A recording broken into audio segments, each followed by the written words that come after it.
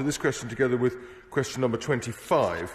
The Government announced at Budget 2021 that the Self-Employment Income Support Scheme, or SAYS, will continue until September with a fourth and a final fifth grant. This provides certainty to business as the economy reopens, and it means that the SAYS will continue to be one of the most generous schemes for the self-employed in the world and one of the few where support is committed until September. Mr. Speaker, isn't it the case that under this Chancellor, the Tories have gone from being seen as freelancer-friendly to the party of sleaze with their texts, selective texts and promises for their pounds? And if not, can they fix, it's their expression, the situation for up to 3 million who've been excluded from all of those grants that he mentioned, from universal credit, and are being forced into bankruptcy, debt, and worse, 19 self-employed suicides in the last year? What are they doing about it? Well, the Honourable Lady will know that the SAYS is one of the most generous schemes of its kind. The range of overall measures that the Government has taken is one of the most comprehensive of its kind in the world. And I think she also knows that I personally and my officials have lent in as hard as we can to understand and to work with those groups to see if we can't extend those schemes. And it hasn't been possible because of features of the design of the tax system, but we have absolutely spent every effort we can to make it so if we could. Thank you, Mr. Speaker. More than 900,000 people who are self-employed, including many in the creative industry sector, who were self-employed at the start of the crisis, now say they plan to leave the sector as the crisis comes to an end. So does the Minister agree that the lack of support for the self-employed, who aren't covered by the existing schemes, risks damaging the recovery we so desperately need? Well, a very, very large majority of the self-employed are, of course, covered by the schemes, and therefore I think the Honourable Gentleman's concern is misplaced. Of course, there will always be change in employments of different kinds, and in a dynamic economy like ours, that's to be expected. And if we can get through this desperate crisis, the worst for 300 years, with anything like any of the projected outcomes, I think that's something we can all, self-employed and no, be profoundly grateful for. Shadow Minister James Bryant. Thank you, Mr. Speaker. In a recent letter to me, the Financial Secretary admitted that 710,000 freelancers who receive a portion of their income from dividends have missed out on COVID support schemes. He recognised most people are honest in their dealings with HMRC, but said concerns over fraud meant it has not been possible to support everyone in the way they might want. The Government has had a year to put in place a process with adequate safeguards. Why have they given up?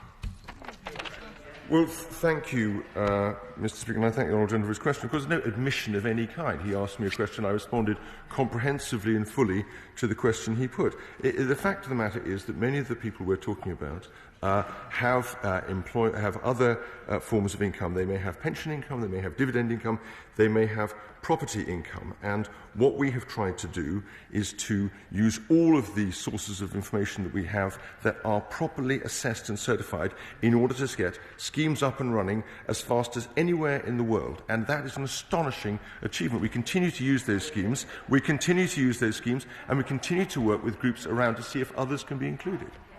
Steve Double. 7, please. Thank you very much indeed, Mr. Speaker. The temporary reduced rate of VAT aims to support the cash flow and viability of around 150,000 businesses and to protect over 2.4 million jobs. As was announced at the budget, the Government extended the temporary reduced rate of VAT to the 31st of March 2022 with a phased return to the standard rate.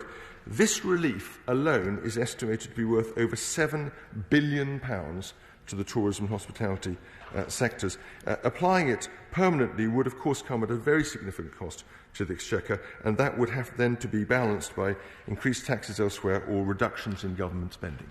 Mr. Speaker, the last year has clearly illustrated just how important the hospitality and tourism sectors are to not only our economy and the jobs and the businesses they support in the supply chain, but also to our overall well-being and the contribution they make to social mobility. I know, as the chair of the All-Party Parliamentary Group for Hospitality and Tourism, just how important this cut in VAT has been in supporting these businesses.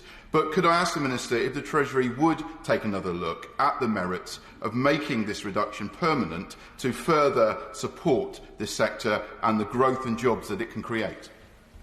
Well, my honourable friend is absolutely right that this has been an incredibly challenging period for the tourism and hospitality sectors. And it's also right, of course, to recognise that many, many organisations within these sectors have benefited from the measures that I've described. Extensions to the employment schemes, business rates holidays, the VAT reduction, as well as the very important wider restart grants and the additional restrictions grant.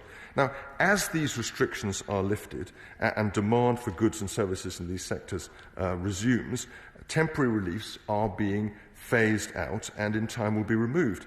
Bridging that transition to a standard rate by applying a temporary 12.5% rate will help businesses to manage the change, and we should want them to get back to normal trading and support that they offer through normal trading to their communities and to the economy.